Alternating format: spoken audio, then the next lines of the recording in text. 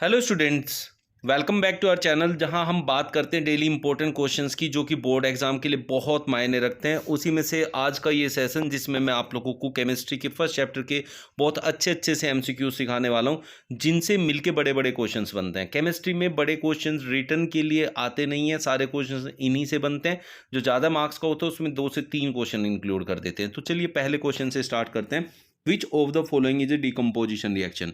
Decomposition reaction क्या होती है?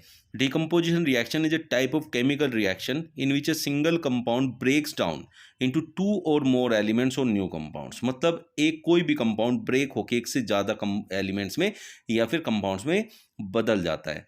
तो देखें तो यहाँ पहले में सबसे पहले हमारे पास है HgO, ये भी ब्रेक डाउन हुआ है। HgO और O2 में CaCO3 भी ब्रेक हुआ है, H2O भी ब्रेक हुआ है। तो आप लेकिन यहाँ एक बात देखें, इलेक्ट्रोलाइसिस का यूज़ हुआ है, इलेक्ट्रिसिटी का, हीट का यूज़ हुआ है। अब तो आप यहाँ देखेंगे तो सनलाइट का भी यूज़ हो सकता है। तो यहाँ हमारे पास ये तीनों रिएक्शन जो है डिकम्पोजिशन रिएक्शन को शो करती हैं। तो answer will be all of this. On the basis of following features identify the correct option.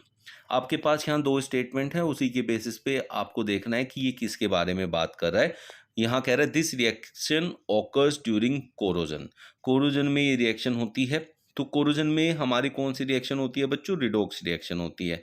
Because वहाँ इलेक्ट्रॉन ट्रांसफर होते हैं केमिकल स्पीसीज के अंदर, जिसमें से एक स्पीसीज ऑक्सीडेशन होता है, एक आपका रिडक्शन होता है। इंक्लूड ऑक्सीडेशन यहाँ हो जाएगा और रिडक्शन भी होगा, इसलिए रिडॉक्स होगा। This reaction occurs during respiration. तो रेस्पिरेशन में भी ऑक्सीडेशन और रिडक्शन दोनों होते हैं, तो ये भी आपकी रिडॉक्स रिएक्शन हो जाएगी। तो हम कहेंगे option B is your correct answer.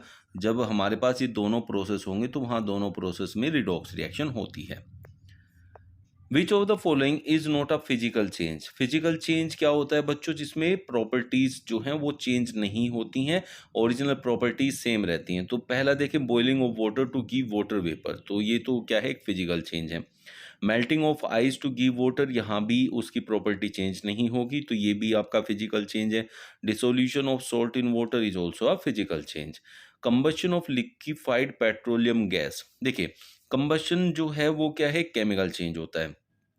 Irreversible reaction बनेगी, नए प्रोडक्ट्स बनेंगे जिसमें कार्बन डाइऑक्साइड और वाटर वेपर बनेंगे।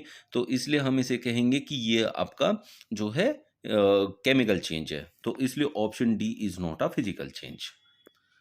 Which of the following can be decompose by the action of light. Action of light जैसे हमने देखा था, अभी मैंने पीछे बताया था कि जो रिडॉक्स रिएक्ट माफ कीजिए, जो आपकी डिकम्पोजिशन रिएक्शन होती है, डिकम्पोजिशन रिएक्शन किसी न किसी प्रकार में एनर्जी को लेती है, लाइक हीट, लाइट या फिर इलेक्ट्रिसिटी।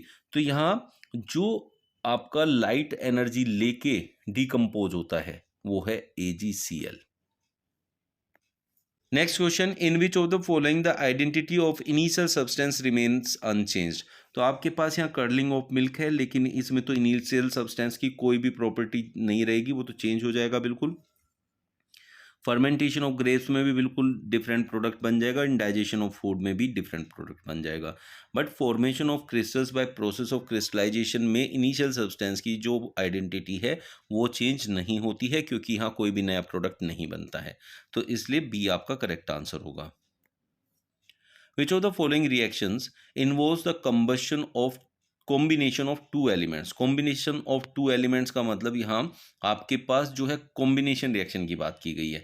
बट यहाँ बात क्या की गई है, जो बच्चे बहुत ज़्यादा गलती करते हैं वो ना यहाँ पे ये नहीं देखते एलिमेंट्स लिखा हुआ है। तो कॉम्बिनेशन में हमें एलिमेंट्स लेने हैं। एलिमेंट्स का मतलब होता है कि हमारे पास कोई कंपाउंड नहीं होना चाहिए, ठीक है। तो आप यहाँ देखें, जब हम इसमें जाएंगे ऑप्शन बी में, यहाँ सोडियम है जो कि एक एलिमेंट है, ऑक्सीजन है एक एलिमेंट है। तो इससे जो भी बनेगा that is your combination reaction, क्योंकि दो से मिलके एक सिंगल प्रोडक्ट बन रहा है। जब दो मिलके A plus B gives C, ऐसे टाइप की जो रिएक्शन होती हैं वो होती हैं आपकी कॉम्बिनेशन रिएक्शन। तो ये सारी कॉम्बिनेशन है, बट कॉम्बिनेशन ऑफ एलिमेंट्स सिर्फ यही है, क्योंकि पहले में देखे CO is a compound, SO2 is a compound, NH3 is a compound. तो बाकी में सब में कंपाउंड का कॉम्बिनेशन है, इसमें सिर्फ एलिमेंट्स का कॉम्बिनेशन है। तो option B is your correct answer.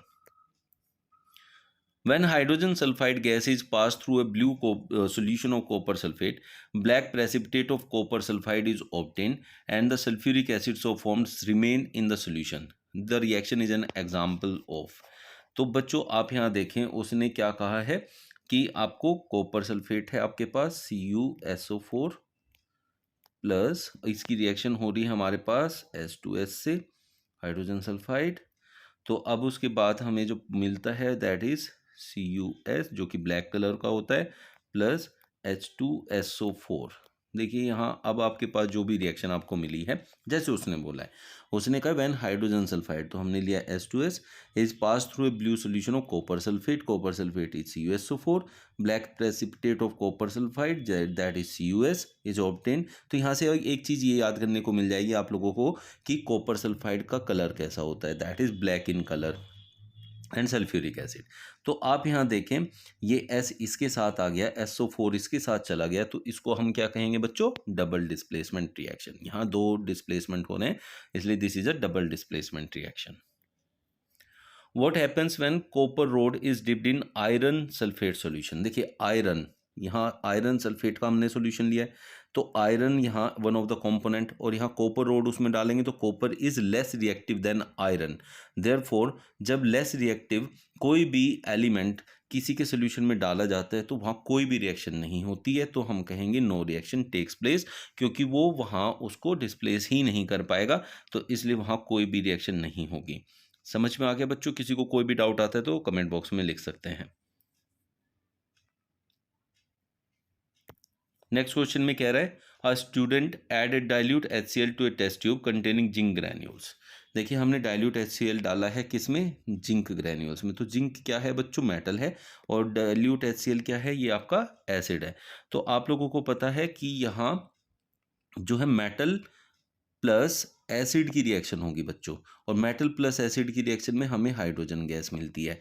तो हाइड्रोजन गैस हमेशा पॉप साउंड के साथ बर्न होती है, तो हम कहेंगे option B, a gas evolved which burns with a pop sound is your correct answer.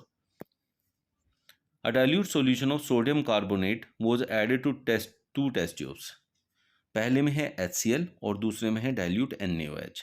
तो इस केस में हमारे पास क्या होने वाला है तो हमने देखना है। तो जब भी आप सोडियम कार्बोनेट बेस में डालेंगे तो बेस क्या है यहाँ NaOH, तो वहाँ कोई भी रिएक्शन नहीं होगी, इसमें कोई भी रिएक्शन नहीं होगी। तो अब आपके पास दूसरी चीज़ क्या बचती है, अब टेस्ट ट्यूब ए में आपका रिएक्शन होगा, क्योंकि टेस्ट ट्यूब ए में हमारे पास HCl है। तो HCl में जब आप सोडियम कार्बोनेट को डालोगे तो वहाँ से सोडियम क्लोराइड, वाटर और कार्बन डाइऑक्साइड मिलेगा। तो इसलिए हम कह सकते हैं कि एक कलरलेस गैस, बिकॉज क्योंकि वहाँ से कार्बन डाइऑक्साइड गैस जो मिलेगी that is colourless and will be liberated in test tube A. Test tube B से रिलेटेड कोई भी आंसर होने वाला नहीं है, क्योंकि उसमें तो रिएक्शन ही नहीं होगी। और पहले में कह रहे ब्राउन कलर्ड गैस लिबरेटेड, तो ब्राउन कलर की वो होती नहीं है, वो होती है कलरलेस, इसलिए option C is your correct answer.